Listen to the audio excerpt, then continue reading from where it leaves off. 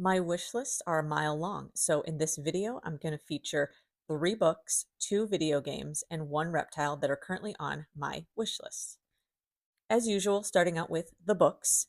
So the first book is a nonfiction book that I found in the Pagebound's Justice for All quest, and it's called All in Her Head: The Truth and Lies Early Medicine Taught Us About Women's Bodies and Why It Still Matters by Elizabeth Comen. As the title suggests, it talks about the myths and the biases and how they still affect women today. Pretty heavy topic. I'm not really in the mood for it right now, but I do like reading a good nonfiction every now and then. So I think I will find it informative, hopefully not too infuriating though. The second book is Thirst, and I am not going to try to pronounce this author's last name. It is in the Sapphic Across Genres quest in Pagebound, and it is a vampire book, and apparently it blends modern and historical timelines. I tend to like that. Sometimes I get confused. It has to be written well, but I do like multiple timelines usually. As much as I like horror stuff and horror movies, spooky things, I'm not big into vampires. I've read books with vampires in them, but I've never really read a book where vampires are like the main character. Don't know if I'm going to like that, but I'm willing to check it out and give it a try. If I'm in the mood for something a little haunting and moody, I will give this one a try. I will put this on my to-read list for the year, probably sometime around October, because spooky. This third one sounds pretty intense. It's in the queer horror quest on Pagebound, and it's called Our Share of Night by Mariana Enriquez. This one sounds pretty cool. It's a dark literary horror novel that's set in Argentina that follows a father and son that find themselves in a secretive cult. There are themes of power, trauma, and the supernatural, apparently. There's also political undertones. So what I like about it is it seems like it's a lot more complex than your typical horror book. Just like with romance, I kind of need my horror to have some complexity or like something beyond just the horror elements, and this seems like it has that. I also put this in my plans for 2026. We'll see when I get around to it. And now onto the video games. So I currently have a Switch 1, planning on getting a Switch 2 around Christmas time. Next month is my birthday, and I'm going to be getting a laptop that can play games on Steam. And I'm super excited about that because there are a lot of games that are ported to the Switch that just run really terribly, but they're really good on a computer. So I've never been a computer gamer before, but I assume if I have a mouse hooked up, it'll be great. Or I can even hook up a controller. That would be even better for me. So going forward, I'm going to have my wish list be a combo of Switch games and Steam games that I want to play.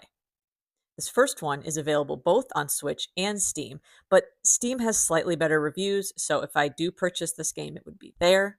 It's called Arcade Paradise. It is an 80s, 90s vibes management sim where you start out with a laundromat and you manage that. And then slowly but surely, it either turns into or there's an addition of an arcade there.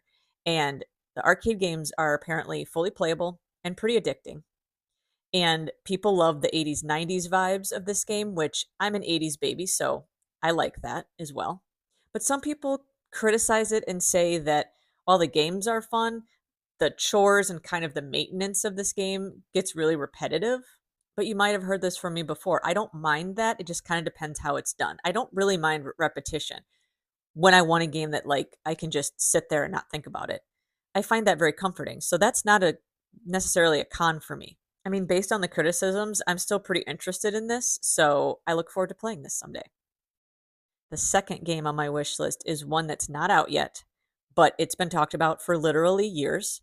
I've watched so many videos of people talking about this trailer, and the hype, I hope it lives up to it because this looks absolutely amazing. It's called Witchbrook. It's a pixel art life sim where you're a witch. And it just looks absolutely beautiful. The way you like ride around on a scooter, like fly around on your broom. It's so freaking cute. So apparently you go to school, you form relationships, you cast spells. It just seems really, really fun. I hope that this game is as big of a game as it seems to be because after all of these years, if it comes out and it like doesn't meet expectations, that will be a super huge bummer. Every so often the developers post an update saying like it's coming. We will see.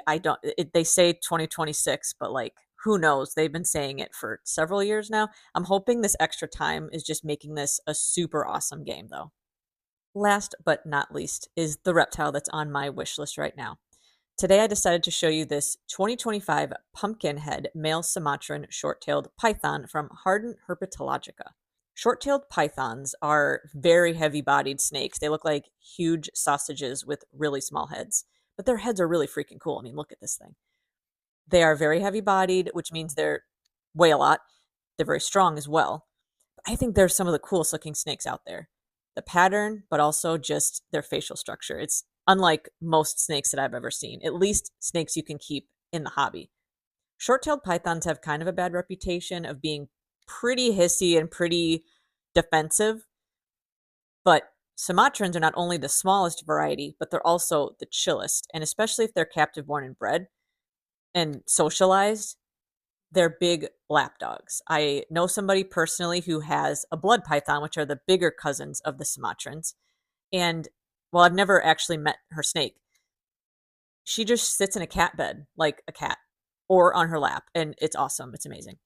So these were not in my dream reptile collection video, but they could have been.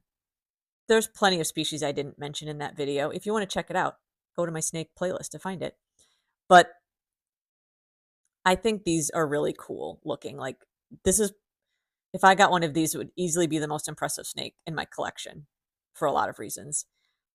I'm still on the fence with them, but this would be if I had ample space, because they aren't super like active, but I'm not one to give them a smaller enclosure than they deserve. And so it would be at least 6, maybe even bigger.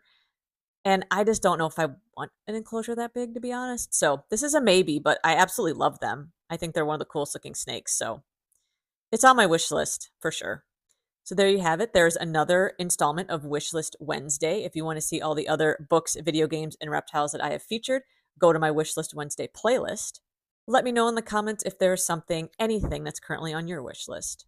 And until next time, have a great day.